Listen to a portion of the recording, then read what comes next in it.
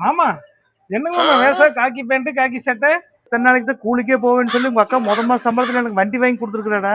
பாத்தியா மாமா எங்க அக்காவுக்கு மேல பாஸ்த நீதான் குழம்பு வைக்க தெரியல வண்டி ஓட்ட தெரியலன்னு எங்க அக்காவை திட்டிக்கிட்டே இருக்கிற.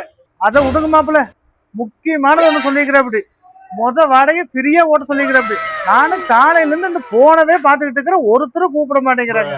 மாமா சூப்பர் மாமா.